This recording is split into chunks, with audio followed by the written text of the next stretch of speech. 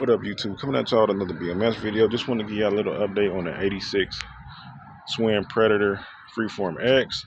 If you watched my previous video, you seen it. It was just a frame and fork. Pretty much bought it as a frame and fork, and I was telling you I was going to build this bike with just parts that I already have laying around, and I pretty much accomplished that, all except for the sprocket. I did buy aftermarket cheese grater sprocket. I do have a GT one, but I didn't want to throw that on here. I don't really like cross branding. It being a Schwinn, I just wanted the look of a cheese grater sprocket. And surprisingly, man, these are really good quality sprockets, at least the one that I have.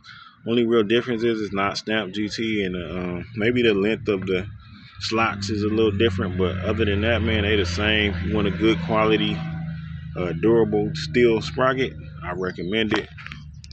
Aftermarket fork standards, again, I could have put GTs on here, but it's not a GT, so I just went with the aftermarkets. I might upgrade it with some 80 Summit standards, which I believe they made GT standards too. They just not stamped. What else? This bike would have came with a center pull back brake. I think like a Diacom 750 or something like that, but I upgraded it to a pit bull. I am going to make a spacer for it, but for now I'm just using brake hardware, but it works good. This bike would have had a factory rotor, so I threw a rotor on here. I've never had a bike with a rotor, but I had a BMS scooter sitting around, so I borrowed it off of that. I'm gonna use it for now on here. But yeah, I also threw a Spintech stem on here. Everything works good. This Spintech stem would have came with a rotor also, but it was missing a hardware and a rotor, so I just made something happen. But yeah, it does work good, as you can see.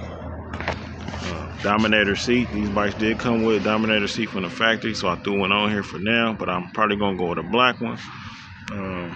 Odyssey C-clamp, just some aluminum wheels I had laying around.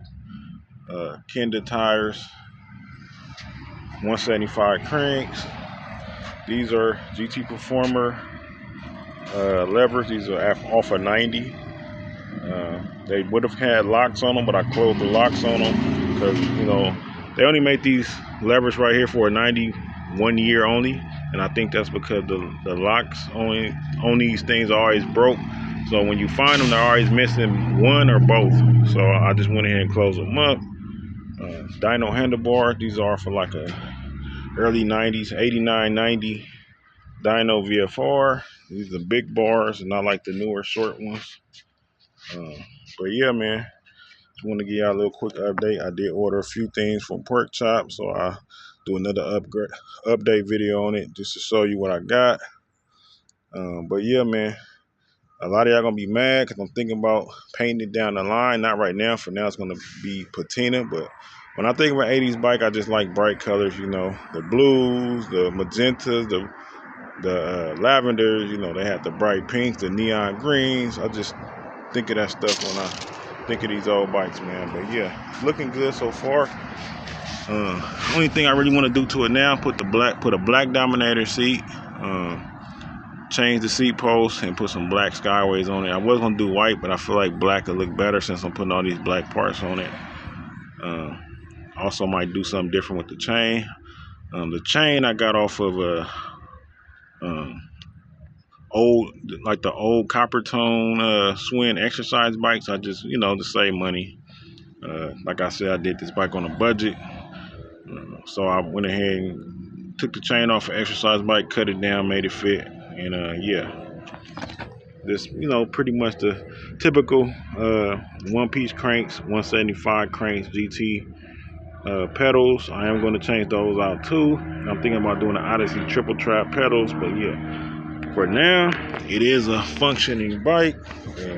That was the goal, just to put it together with less money, little to no money. So I got so far about 20 bucks into this bike, man. A little under 20 bucks, because I think I paid like 17, 18 bucks for that sprocket. So that was it. So other than that, pretty much accomplished my goal. But yeah, little walk around on the bike. See, got some OG California licenses on there. That's why, you know, I'm kind of on the fence about actually taking the patina off. But yeah, and the brake, this front brake, just some cheap brake. You know, I am going to upgrade that too, but for now, it does work. But yeah, like I said, it do work good. So,